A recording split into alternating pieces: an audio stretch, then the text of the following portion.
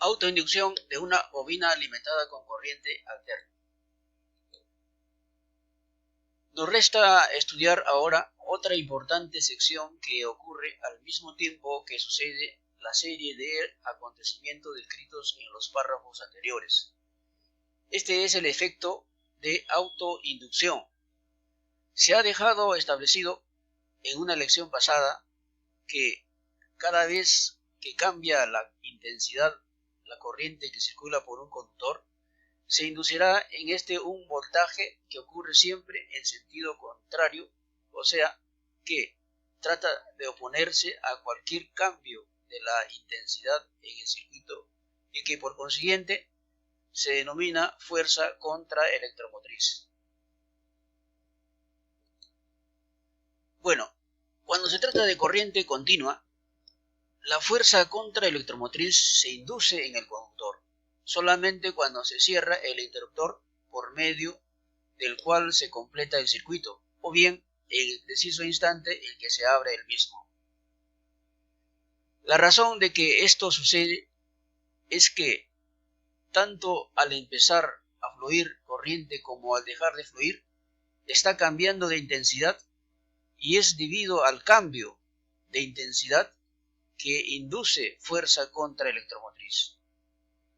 Tratándose de un circuito como el que se ve en la figura, cuando se cierra el interruptor que completa el circuito, empieza la intensidad desde su valor mínimo, que es 0, y va aumentando hasta que alcanza su valor máximo, normal, y quedando a este valor mientras esté cerrado el circuito. Entonces, como vemos aquí en la figura, donde podremos notar el interruptor, la bobina y, en este caso, la batería.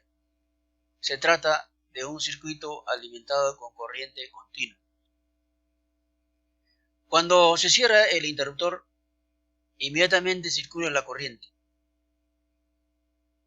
Y cuando se abre el interruptor, inmediatamente también induce una corriente a la bobina. ¿Y esto por qué?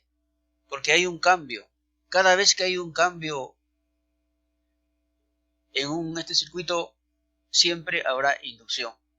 Mientras no hay un cambio, la corriente circulará en el mismo sentido y no habrá una fuerza contraelectromotriz.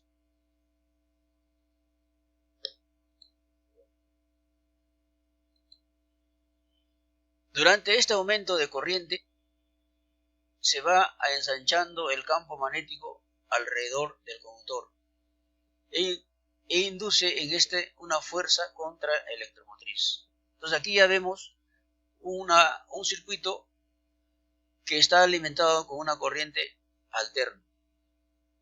Aquí en este circuito sí está presente la fuerza contraelectromotriz, que aun cuando va aumentando en proporción con el aumento de corriente y se opone al cambio de la intensidad, nunca es suficientemente intenso para contrarrestar y detener completamente el fluido de la corriente, y le permite a este que llegue a su valor normal al siguiente instante.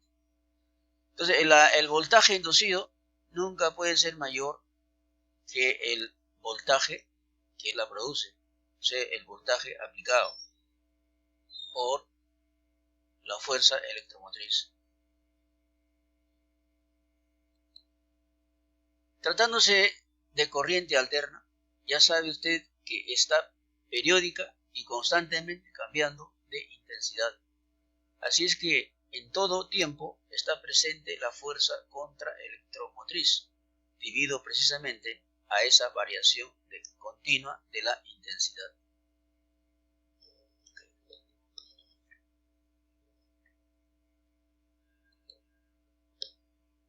De todas maneras, aun cuando los dos voltajes, el aplicado y el inducido, están directamente opuestos y sean casi iguales de magnitud, esto solamente retarda un poco el fluido de la corriente porque el voltaje inducido es siempre menor que el aplicado, pero no la detiene por completo.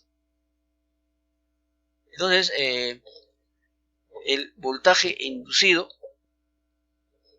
siempre va a ser menor que el voltaje aplicado, y por lo tanto este voltaje inducido, como es menor, nunca va a detener por completo al normal funcionamiento o circulación de la corriente en una bobina. La inductancia se puede definir de la siguiente manera. Propiedad de un circuito eléctrico de inducir en sí mismo un voltaje contrario al voltaje aplicado, siempre que haya variación de intensidad de la corriente que fluye por él.